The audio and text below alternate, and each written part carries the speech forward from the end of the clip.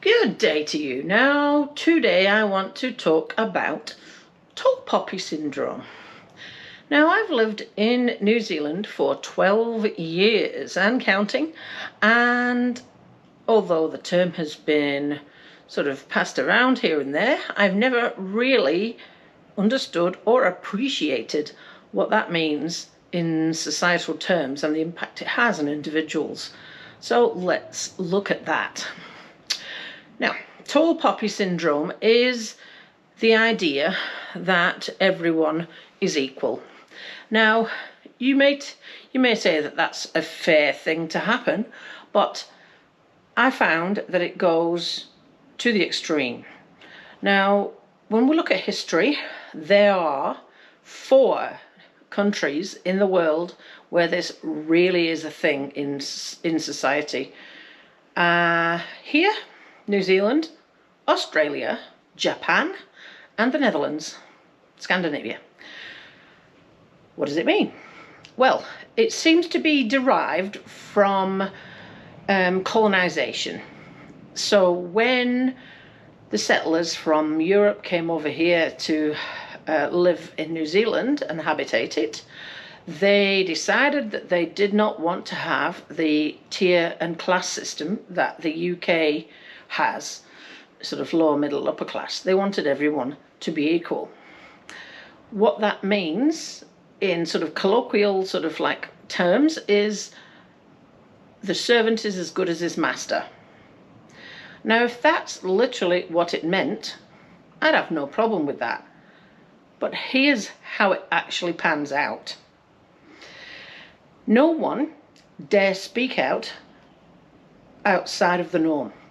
No one wants to stick their head above the parapet and complain or say anything that is against the norm. So when you're on the receiving end of that, here's how it pans out. Now, this has only just recently come to me, and I've understood why I've had these problems the whole time. So when I was a teacher, in teaching terms, how dare you think you're better than us and know more than us? You are the same as us, and we actually live here. Now, that's how it sort of came across, but I was employed as an autism specialist teacher, and none of my views were seen or listened to or taken aboard. I was actually beaten down for sticking my head above the parapet. Now, isn't that the opposite of everybody is equal? We are this, and you're going to stay at our level, and we're going to... then what happens is that the management then elevate themselves above that level as being the controllers. I can see how this is the beginnings of communism. I don't want to be extreme about this, but you can see where that might lead. So that's why I stopped teaching, because I wasn't allowed to think different things to the system. I had to be the same. Then we come to disability.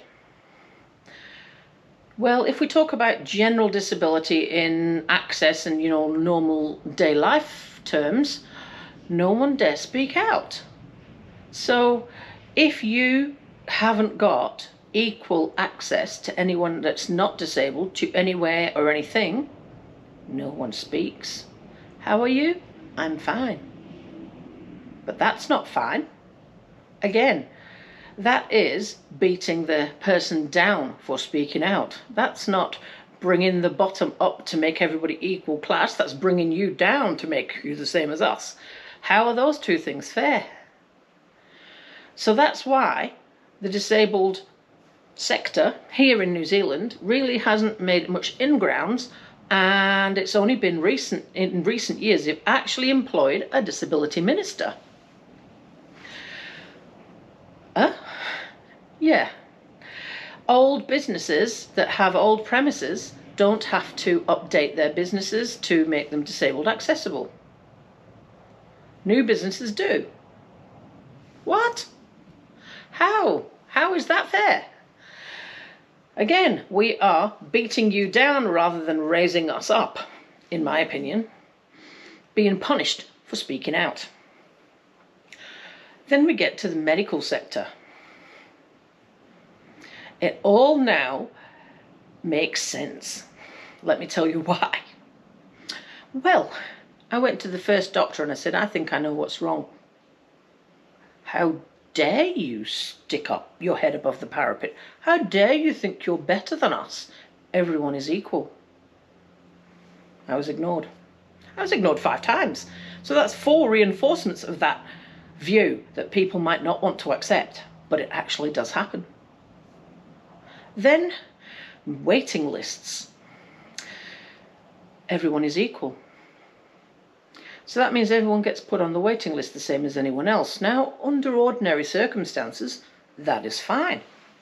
What about if your life is in danger, or a limb is in danger? Why is it then okay for everybody to be equal? It's not, in my opinion. So I'm beaten down by 5 medical professionals who tell me how dare I know more than them because we're all equal. And that led me to losing my leg. Then I deal with ACC. Now we're talking about the bureaucrats. Now, there is a very well-known politician right now who's talking about everyone is equal no matter who they are. And I think that view is what's got him into Parliament. But, like I say, everyone takes it to the extreme. So if everyone is equal, then that means if your life is in danger, you can't go to the top of the list because you've got to wait like everyone else. If there's some type of possible medical emergency, which means that a limb might be in danger, you can't go further up the list because we're all equal like everyone else. That's what happened. That's what's happened to me over and over and over. I had a vascular scan this week because I was concerned about vascular-based symptoms presenting that were similar to when I lost my foot. The one that they ignored the first time round here. And the bureaucrats that I have to deal with ignored me completely. How dare you say you know what's going on? We're the same as everyone else. Get in line like everyone else. I'm not willing to accept that. It's okay in some instances, but it just isn't in others. And I'm just not willing to accept that anymore. So I went to the doctor. The doctor spoke to the surgeon. Everyone between them decided that they weren't going to just stick me in line like everyone else because, well, I'm not like everyone else. The symptom presenting last time wasn't like everyone else. I was treated like everyone else, and that's what's landed me in this fix. So I got an appointment, and that was because I went prodding. If I'd have left it to the system, I'd still be waiting. This is what happens to people with cancer. You get put in the put on the waiting list like everyone else because we're all equal, right? No. Sometimes things are more important than others. It's not okay to make everything equal in that instance. And then when I'm dealing with bureaucrats, every time I try to give an opinion or show medical knowledge, how dare you know more than us? We beat you down with big stick. And that's what's happened for the last 3.5 years, over and over and over again. But you know what? I am just not willing to accept that anymore. It is not good enough to just stick everyone into the same mold and assume it's going to be okay. You can put this analogy which way you want. Yes, everyone should have equal rights and equal opportunities, but no, everyone should not have to wait an equal amount of time when some people's needs are greater than others. That is not okay. That's when tall poppy syndrome is not okay. None of it is okay. I'll give you a societal example. When I considered speaking to the media, which, by the way, nobody does because, well, what happens if I stick my head above the parapet? Somebody will just bash me down. So, do you know what? I'm just not going to. That's what most people do. And I spoke to one person that I knew to say that I was going to the media because, you know what? 4 years to wait for a bathroom to be sorted out in my house is just not acceptable. And that person said, oh my gosh, are you not worried what's going to happen? I said, what do you mean exactly? Well, you know, what they might do. They being who exactly?